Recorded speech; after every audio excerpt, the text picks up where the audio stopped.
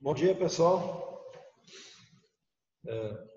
Vamos hoje, continuar aqui, agora com o penúltimo capítulo aqui do livro 4. Vamos falar da Revolução Industrial, parte 2. Então vamos aqui, eu vou compartilhar agora o material aqui com vocês. Deixa eu fazer aqui o compartilhamento do material. Aqui e aqui. Então, Revolução Industrial 2, que daí é a parte 1, é com o André. Então, primeiramente, isso aqui é um assunto que a gente já viu, a gente viu já vocês viram no 8º ano, acho que a gente já viu também no 2º ano, a reabordagem disso daqui, então não vai ser muito extenso. Mudança social.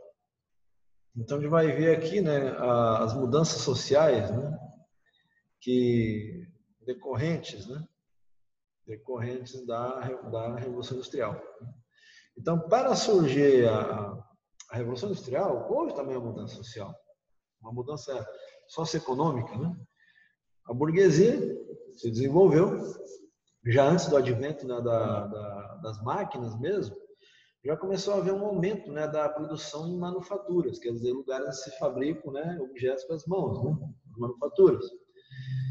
Houve também na Inglaterra, começou a haver aqueles enclosures, o cercamento das terras comunais, no sistema feudal, que o feudalismo acabou com a queda lá do Império Bizantino. O feudalismo se estendeu mais para dentro. O feudalismo na França foi até o final do século XVIII, na Rússia, por exemplo, até o século XX, praticamente, o feudalismo existiu. Na Prússia, até o século XVIII também, onde é a atual Alemanha, Então, ali já começou a haver essa mudança, a expulsão do homem do campo para ir para a cidade, trabalhar nas manufaturas. As primeiras máquinas eram movidas com energia hidráulica. Aí depois, ali a partir dos anos 1770, é que começou a haver o desenvolvimento da máquina mesmo a vapor, que gerava força, força mecânica, força, através da queima do carvão mineral ou de lenha, enfim, gerando pressão vapor, para movimentar pistões, enfim, engrenagens. Então, ali realmente daí começou a haver a poluição das cidades, devido às chaminés das fábricas, que queimavam carvão para alimentar suas máquinas, as caldeiras, e daí produziam vapor. Então, já lá no século XVII já se desenhava essa Revolução Industrial, ela se consolidou ali no final, ali no século XVIII e XIX, daí realmente com os produtos sendo produzidos pela maquinofatura. Aí a gente, na maquinofatura, onde as máquinas produzem, então não precisa mais aquele especialista, o sapateiro, o ferreiro, as máquinas fazem. O ser humano, ele é parte do processo produtivo, ele está ali. Na manufatura já era também um pouco dividido as funções, já é ali, já começa a ver o início da Revolução Industrial, se a gente for analisar bem, já começa lá no século XIV e XV, com um aumento do poder econômico da burguesia, o aumento do consumo, e daí as manufaturas se proliferando, os artesãos trabalhando para os comerciantes que compravam matéria-prima, eles trabalhavam para eles, enfim, mas não num regime frenético como na Revolução Industrial, que daí fez com que o homem fosse regulamentado pelo padrão de produção das máquinas. Então, se uma máquina trabalha 20 horas por dia, o homem lá, aquele que a mantém funcionando, aquele que mantém ela alimentada de matéria-prima, e aquele que a regula, aquele que a lubrifica, aquele que a alimenta de combustível, ele tem que também estar lá 20 horas no pé da máquina. E aí, com essa grande quantidade de pessoas, porque a Revolução Industrial chegou no campo também, máquinas a vapor, ali principalmente no século XIX, tirando a mão de obra, tirando a mão de obra de várias pessoas, de camponeses, que aí tinham que ir inevitavelmente para as cidades, na esperança de arrumar um emprego numa fábrica. Então, vamos dizer, tinha 100, 200 pessoas numa fila, na porta de uma fábrica, e ali 20 ou 30 conseguiam emprego, no máximo. O restante era essa grande massa de mão de obra disponível, vivendo de qualquer coisa. Daí aumento da violência, da prostituição, de tudo, do alcoolismo, enfim, né? A mendicância, né? Tudo isso aumentando nas cidades, o impacto social foi enorme da Revolução Industrial. Ao mesmo tempo que ela produzia bens em grande quantidade, então a preços baixíssimos. Então, mesmo tendo uma grande massa empobrecida, ainda assim eles consumiam. Né? Consumiam uma roupa de vez em quando, mas milhões consumindo, né? Um pouco, no final é muito. Né? Então, as pessoas têm que consumir gêneros básicos, né? Alimentos. No século XIX, começaram os alimentos a serem enlatados, né? E aí, erroneamente, lacrados com chumbo. E as pessoas morriam de câncer, não sabiam por quê. É porque tinha chumbo na comida, só isso. Né? Aí depois, aí era a dificuldade de abrir as latas. Os caras tinham que abrir com martelo, na talhadeira. As latas brutas, entendeu? Com legumes dentro, né? Em conserva, enfim, né? Sopa, principalmente sopa em conserva, né? Sopa, né? Ali dentro da lata, né? Durava mais. E daí os caras tinham que daí depois abrir, daí o cara ela teve uma ideia e inventou o abridor de lata. Esse cara, né? Esse foi um gênio. Aí inventou lá, acho que por 1830, 40, sei lá, o cara, né, inventou, né, o abridor de lata. Foi um avanço, né? Antes que tinha que abrir a lata na faca, né? Furando, era uma luta abrir uma lata. Bom, então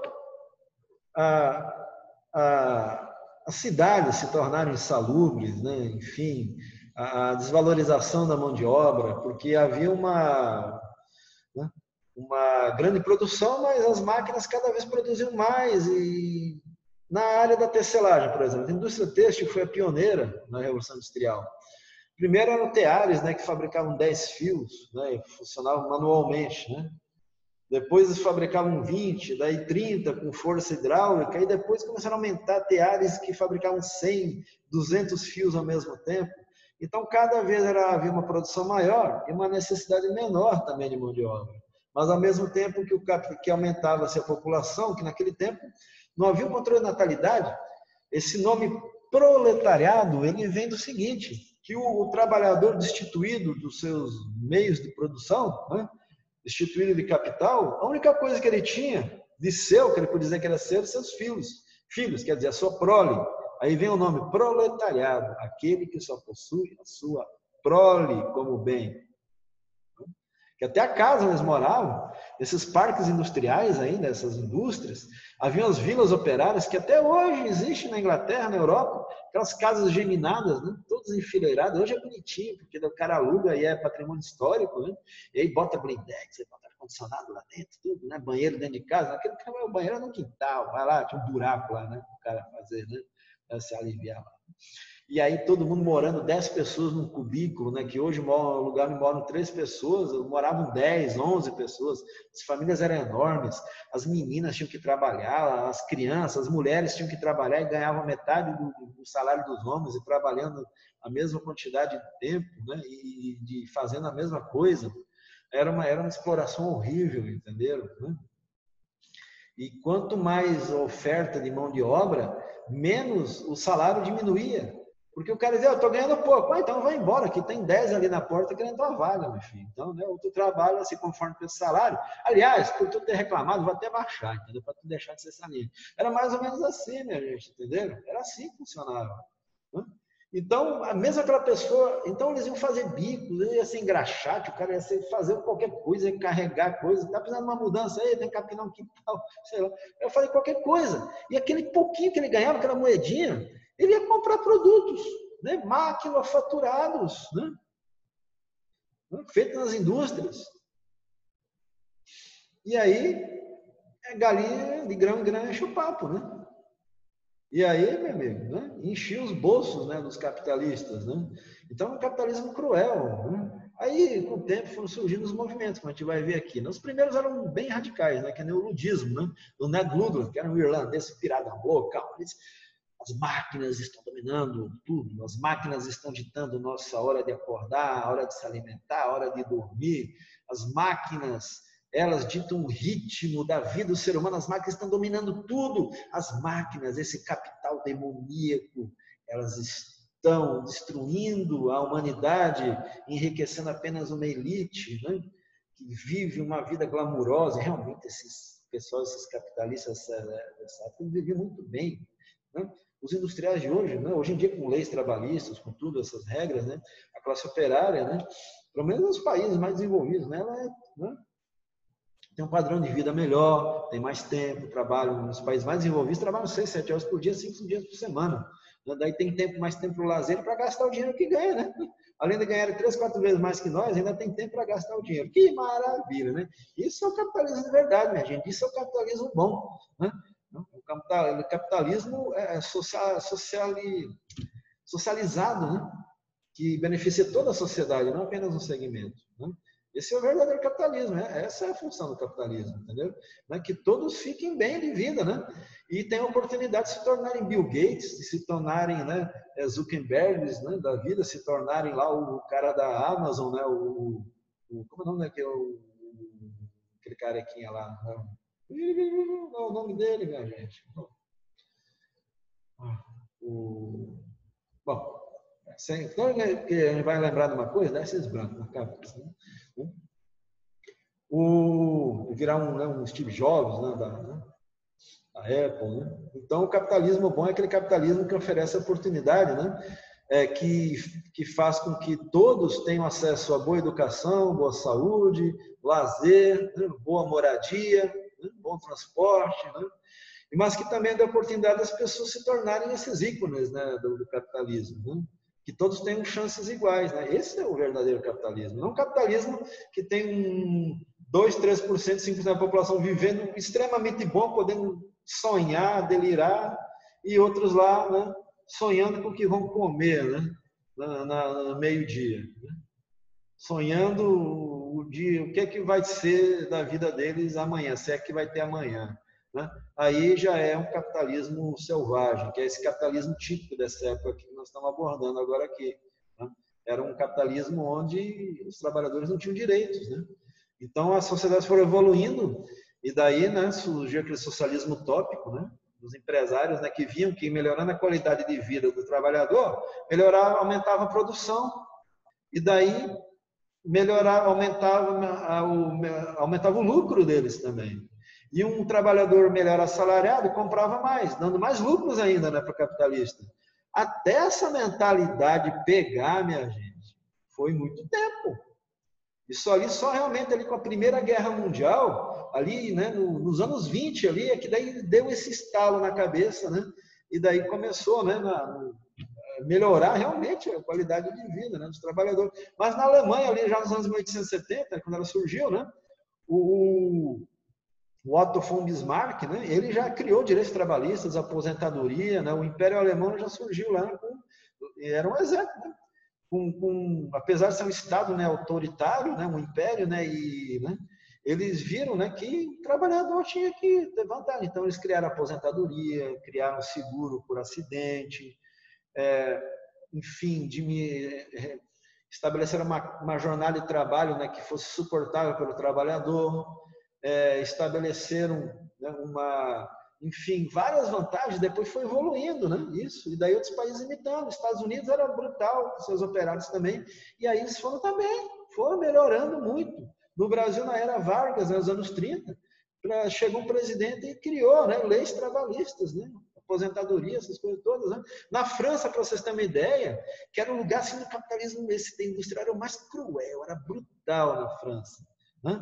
Era brutal, a França era horrível. Só em 1940 é que entrou um governo lá, minha gente, que decretou, né? Que conseguiu decretar e criar uma lei para férias anuais, entenderam? Férias coletivas. Né? Impressionante. Só em 1940. Até então é o seguinte, o cara quer férias, então vai receber descontado o salário, né? Faz uma poupancinha aí, né? Aí a gente dá 15 dias aí, 10 dias de férias no ano, mas daí, meu amigo, é por tua conta, né? Esse dia que tu tá de férias, meu amigo, tu não recebe aqui. E toma cuidado, né? Que às vezes, né? Você pode voltar e ter outro no teu lugar. Então era terrível, né? Aí os trabalhadores franceses ficaram felizes da vida. Ei! E aí vem a Alemanha e invade a França, 3, 4 meses depois de decretadas as férias. Foi azar. Aí vem o nazismo e escravizou para o francês, né? Os franceses. trabalhar praticamente de servos, né, do Império Nazista. Né? Bom, aí surgiu o ludismo. Então, o ludismo, né, era contra as máquinas estão dominando o homem está submisso às máquinas, né, tipo Matrix, né, tipo Neo, lá, vamos acabar com as máquinas. Né? As máquinas, né, estão... Né, escravizaram o homem, e aí eles quebravam máquinas, aí né, o rei da Inglaterra naquela época, também a rainha Vitória, né, todo aquele pessoal, decretaram leis, né, rígidas contra quem sabotasse máquinas, podiam ser enforcados nas próprias fábricas. Isso acontecia. Os ludistas quase todos morreram enforcados, seus corpos ali um dia inteiro pendurados nas vigas das fábricas, né, balançando de um lado para o outro, dando exemplo para os outros. Né? Então os caras ficavam, às vezes acontecia um acidente com a máquina, coitado do cara não lubrificou direito, ou deixou uma ferramenta cair lá na zenha, quebrava, dizia, é um ludista. Pô, pelo amor de Deus, aí o cara era executado. Né? Aí o ludismo, no final, acabou, né? E aí eles foram, né, migrando para outros movimentos, né? Movimento sindicalista, movimentos, né, outros, né? Os ludistas. Né? E isso aí, o negócio do ludismo não dá pé, não. Né? Não tem como, porque as máquinas tinham seguro. Quebrava uma máquina, o cara substituía por outra, simplesmente. Né? E aí ainda custava a vida de 1, 2, 3 pessoas, aquele ato, né, terrorista. Né? Tempo do relógio. Agora o tempo do relógio, ali no século XIX, meu amigo, estabeleceu seu relógio. Os relógios, antes eles contavam, era um relógio de sol, era ampulheta, o cara sabia a hora de trabalhar, de acordar, de comer, de dormir, de acordo, né, com, enfim, com o roncar de sua barriga, né, ou com o pesar de suas pálpebras, ou simplesmente com o sol está alto, está baixo. As badaladas do sino da igreja, né, diziam, né, a hora de acordar, de almoçar, a hora de rezar, a hora de dormir. Né? E agora tinha um relógio ali contando, chegou atrasado 10 minutos, né? Desconta o teu salário. Quanto ele está produzindo por hora, esse grupo aqui? Tem que aumentar, né? Acelera aí, produz mais, tá pouco. O concorrente lá, ó, produz 200 sapatos por hora, né? Agora aqui tem que, na mesma hora, vamos produzir 250. Né? Então, o relógio, ele se desenvolveu muito, a tecnologia do relógio, não? Os relojoeiros, né, bombaram, né? Então o relógio ele contava horas, os primeiros assim relógios, né, mecânicos. Não, tem que botar minuto. Pô, o cara chega atrasado em 15 minutos, corta. Daí fora que é sentado minutos. E depois vem aquele ponteirinho, né? Segundos. Daí o relógio era máquina complexa, né? Um relógio de pêndulo. Né? Aí na porta da fábrica já tinha um relógio enorme lá.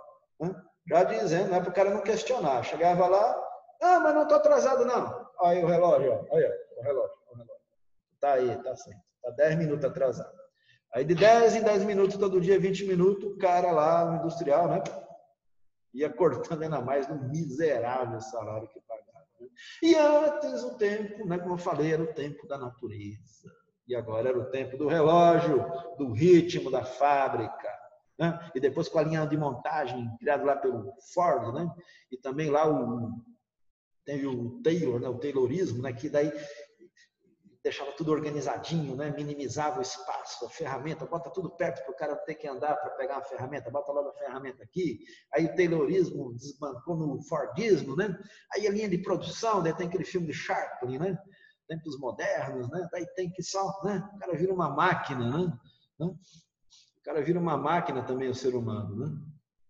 Organização das cidades, isso eu já falei, desgraça. Olha aqui essas fotos. O pessoal lavando roupa aqui nesse quintalzinho, aqui são as vilas operárias, ó. Essas casinhas aqui, né, que eles construíam, né, perto das indústrias, né? E daí todo mundo vivia aqui. Aí você perdia o emprego e perdia a casa também. Aí, meu amigo, o cara se submetia.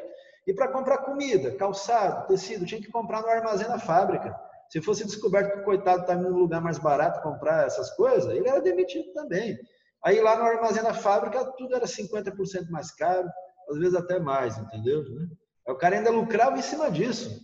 Né? Ainda lucrava em cima disso, minha gente. Né? Ele descontava, ele lucrava em cima do aluguel dos trabalhadores e ainda em cima ainda dos bens e consumo, do que ele consumia. Né? Então, no final das contas, o cara ia lá, não, tu está devendo, ó. Tu está devendo isso aqui, então teu salário é zero. Está negativo o teu salário. Está menos 10, menos 20. Né? O cara sempre estava devendo. E o cara não podia, eu vou embora. Não, o cara era preso. Tinha instrumentos legais, né, jurídicos na época, para punir o trabalhador que abandonasse o emprego devendo. Né? devendo para o seu empregador, né? Era preso. Aí vai para a cadeia, então vai para a cadeia. Vadiagem, mendicância era crime também, né? Tinha que estar todo trabalhando, fazendo alguma coisa. Aí o cara não tinha emprego e ia para a cadeia. Aí o cara, mas na cadeia ele vai ser bem alimentado, né? Não, na cadeia ele era surrado, que nem um cachorro, lazarento. E lá ele recebia uma gororoba para comer e acabavam morrendo de fome, entendeu? Não era bom ir para a cadeia, não. Essa história, o vagabundo está na cadeia, lá está só curtindo. Curtindo a cadeia para ver como é bom. Né? Isso é uma maravilha, né? Está ali sendo, né, humilhado, espancado, ameaçado de morte o tempo todo e ainda comendo uma gororoba horrível. Né? A não ser aqueles presos, né, de colarinho branco, que ficam uma cela especial, aí recebem visitas, né? Aí podem, né, até ligar para o iFood e pedir comida, né? É diferente, é outro nível de criminalidade, de crime, né? Aqui tem o criminoso e o criminoso. Né? Então vamos ver aqui, né? Então aqui, né? No Brasil.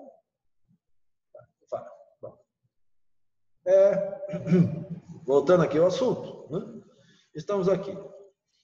Então aqui no século XIX, né? Essas cidades insalubres, a água, os caras cavavam um poço ali cheio de fossa séptica, cheio de fossa em volta, imagina, né? O cara bebendo água e daí bebendo um xixi do outro lá, né? Que coisa, né? Isso, né? Isso que é compartilhar, né? Então, as pessoas morriam de problemas intestinais, morriam de cólera. Aí lá nos anos 1850, os sanitaristas, até estou esquecido o nome do cara, mas o cara é um gênio. Ele lá na Inglaterra, né, ele começou a analisar por que as pessoas estavam morrendo tanto. Que doença horrível é essa? Né? A cólera, como é que ela se prolifera? Aí as pessoas achavam, ainda tinha aquela crença medieval que pelo ar que tudo se propagava as doenças, né? Era aquele ar, eu acho que era miasma que se chamava, né? O fluido do ar, os fluidos, né? Enfim, contaminavam as pessoas, né? Não tinha essa ideia ainda de questão de vírus, essas coisas, né? Mas tinha-se já desenvolvido os microscópios, né?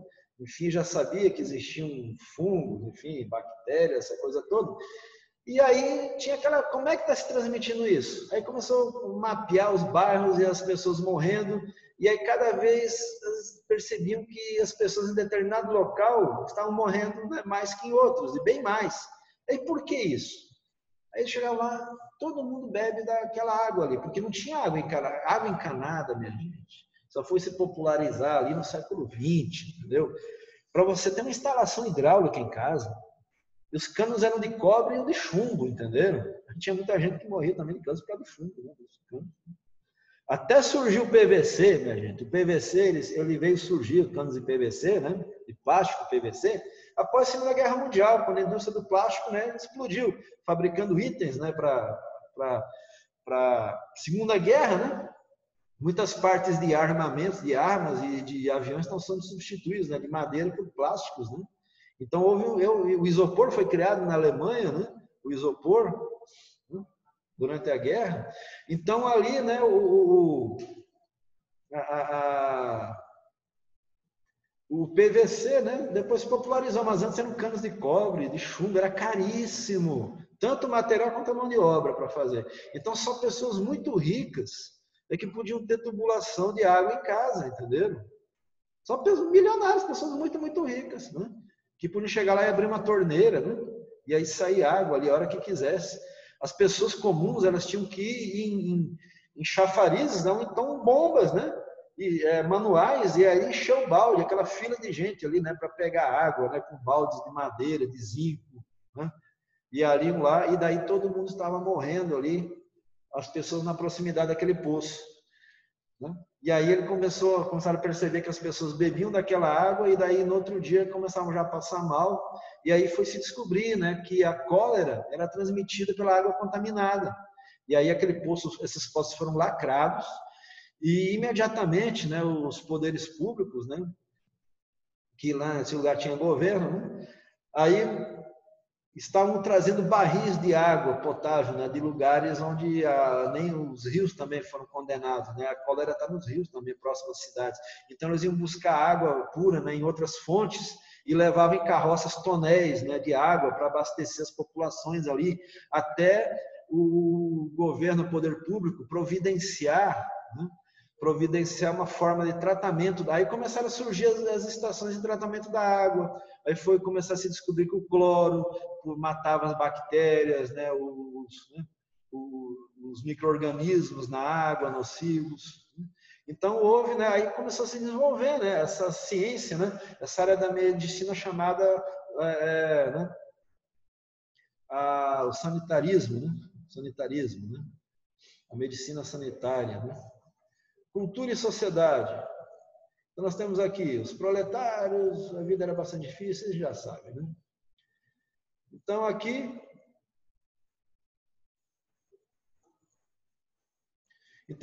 cultura e sociedade. Qual a cultura que era absorvida pelos pobres? Na Europa, né, Estados Unidos, mesmo as pessoas sendo pobres, a maioria sabia ler, né, escrever. Então tinha os jornais, enfim, mas a diversão era pouca. Havia o quê? Para os homens havia, né, o alívio, né, do álcool, né, ir nas tabernas, né, e beber, né, até cair no chão. Então aqui havia também a cultura, aqueles escritores, né, que valorizavam a vida, né, dos operários, contavam as suas agruras, né, como é que era difícil. E temos Charles Dickens, Mark Twain, né, esse pessoal aí todo, né, que faziam essa observação da vida do operário, né, essas comparações entre a sociedade e outra, né? Aristocracia, a burguesia, né? Agora havia a classe burguesa bem estabelecida, né? Com poder econômico igual à aristocracia. Então a aristocracia, né? Que é a nobreza, esses países que é na Inglaterra, onde tinha nobreza, né? Queriam se destacar ainda mais, né? Criavam mais frescura, mais coisas ainda para se destacar ainda mais que a burguesia. E burgueses queriam se tornar nobres, né? Receber títulos de nobreza, né? E a burguesia, enfim, os caras não viviam na cidade, os burgueses. Tinha os burgueses, assim, classe média alta, vamos dizer, classe média, que viviam nas cidades, né? Mas as ruas eram lamacentas, enfim, tinha aquela fumaceira nas cidades, né? Aquelas pessoas ainda, né? Conviviam ali com a pobreza, né? Mesmo tendo essas casas boas com lareiras, com água encanada, né? Enfim, né? Mas ainda tinham. Né? Aí inventaram o vaso sanitário nos anos 1850, né? Que maravilha! Até hoje é a coisa mais linda do mundo, o vaso sanitário. Tu vai lá, daí aperta o botãozinho. Nossa, é lindo demais, a maior invenção do mundo. Né? Resolver muitos problemas. Antes tinha que fazer lá num buraco, né? Ou então num troço lá, né? Mais arrumadinho dos ricos, né? Aí ficar jogando balde de água, aí vinham os serviçais, né? Jogar água, né? E, né? Depois inventaram o vaso sanitário nos anos 1850. Claro que só se tornou popular e acessível ali, né? Muito tempo depois, nos anos, né, pós Primeira Guerra Mundial, né? Ter um banheiro, né? Com uma privada de porcelana era um artigo de luxo, né? Uma coisa, né, fantástica, né? É que nem tem um iPhone hoje. Então, a cultura, né, a burguesia, nossa, eles podiam viajar nos navios a vapor, eles tinham acesso ao telefone, ao telégrafo, né? Primeiro ao telégrafo, né? Depois ao telefone, né? Nos anos 1970, 80, o telégrafo surgiu nos anos 1930, né?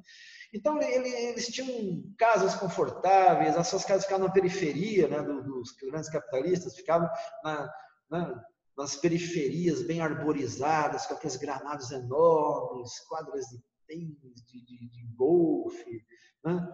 Então, aqueles chafarizes, né? Então eles viviam assim um paraíso, né? Que nem esses condomínios de luxo, hoje cercados com áreas de lazer anababescas, né? Com aquelas lajes enormes, piscinas elevadas e cascatas e hidromassagens e balcões, né? De baixo, churrasqueiras fantásticas e elétricas, e etc, etc, etc, etc. É lindo, né? Então, né? Tinham também, né, todas essas coisas, né? Não tinham assim condomínios, né? Mas tinham aquelas regiões nobres, né? Então eles podiam cavalgar com as suas roupas de cavalgada, né? Que coisa linda! Isso para lá se ferra nas farras. No final de semana era, né? Ou dormir ou beber, o que os caras podiam fazer, né? Ou as duas coisas, né? Então, né, eu tinha acesso à cultura, a livros, peças teatrais, enfim, tudo, né? Depois surgiu o cinema no final dos anos 1990, aí, né, uma maravilha de ser, né, um rico burguês e capitalista nessa época aqui. O mundo estava sendo descoberto, se podia viajar para lugar. Tinha milionários lá, né, que deixavam tudo na mão de gerentes e outros na ideia de viajar, conhecer o mundo, fazer safaris, ir para a Grécia, né, e toda aquela coisa, né? Era um Indiana Jones, né? Eram os Indiana Jones da vida, né? Então vamos ver aqui. Bom, falar o que mais aqui? Nós temos aqui, então, voltando, né? Nós temos aqui, né, a figura de Fleurnier, aqui em francês, né? O poeta francês Charles de Baudelaire e o poeta estadunidense Edgar Allan Poe, né, o Corvo, né, são autores que dedicaram algumas linhas de sua escrita a essa pessoa encontrada em grandes centros urbanos como Londres e Paris, né? O flaneur. Então nós temos aqui, né, o termo francês indica alguém que vagueia pela cidade, que observa seus movimentos, um voyeur, né, que fica observando, sabe, fica ali, que toma a cidade como seu palco de experimentação. O flaneiro, que muitos entendem erroneamente como simples vadio, é alguém que se apropria da cidade a seu modo, rompendo o tempo acelerado do passo industrial. É o cara, né? Eu não entendi se o flaneiro, ele é um cara desempregado, entendeu? Lascado mesmo, então ele é um ricaço que fica lá, né, só observando, né, estudando, né, a sociedade, né? Um sociólogo, né, autodidata, sei lá o que de acho que é isso aqui. Né? Vamos ver aqui. Então, temos aqui autores que dedicaram uma linha escrita a essa pessoa encontrada em grandes centros urbanos em Londres e Paris. O sociólogo alemão Walter Benjamin, né? Muito interessante. Walter Benjamin é o cara que estudou o poder da mídia, né? O poder da imagem, né? Aliás, né, ali já falando nisso, né, pegando esse gancho aí, começou a surgir a propaganda, né? Ali nos anos 1840, começaram, em 1850, começaram a surgir as lojas de departamento, né? Aquela Macy's americana surgiu ali nos anos 1840, primeiro, né? Lojas, né, que englobavam várias lojas dentro, né? O precursor dos shoppings, né? Surgiu nessa época, os cartazes anunciando produtos, inundando a cidade. Walter Benjamin dizia essa poluição, né, visual, né? Então os cartazes, né, anunciando produtos, isso já começou a se existir ali nos anos 1830, 40, né? Muito interessante isso aí, né? O Walter Benjamin se dedicou ao estudo sobre o flaneur, como representação das mudanças contemporâneas promovidos pela industrialização e pela expansão urbana demográfica que marca o século XIX. Estudei mais sobre o flaneur, certo? O flaneur. Nós temos flaneur no Brasil, temos flanelinha que fica guardando o carro, né? E daí, detonei, estaciona aqui, né? Nós temos também nossos... Estou brincando, né? Flaneur é outra coisa, né? Fiz essa alusão aqui com flanelinha, né? Nós temos os nossos flaneur, né? Eu não sou um flanelinha, eu sou um flaneur. Eu fico só observando as pessoas, eu andando para lá e para cá, né? E fico cuidando dos seus carros, né, maravilhosos, dos seus carrões. Né? Eu sou um flaneur. Um flaneur moderno, brasileiro. Flanelinha é um flaneur brasileiro. Né? Nós temos nossos flaneur também. Eu não sou flanelinha, eu sou flaneur. Meu Deus. Bom, então, na live, né, que nós estamos tendo lives agora, que eu estou moderno, está super, né, agora midiático, né, temos a live. Então, na live eu vou corrigir o praticante. Tá? Então, a gente estuda aqui nas aulas, né? E daí, na live, vocês tirem as dúvidas se quiserem, né? A gente debate mais sobre o assunto, etc. Pode falar abobrinha também, né? Só que não tanto, né? E aí, eu também aproveito e corrijo os praticantes. Valeu, pessoal? Então, tchau, ok? Deixa eu tirar aqui, né? E daí, agora eu vou, né? Agora estou encerrando a aula. Tchau.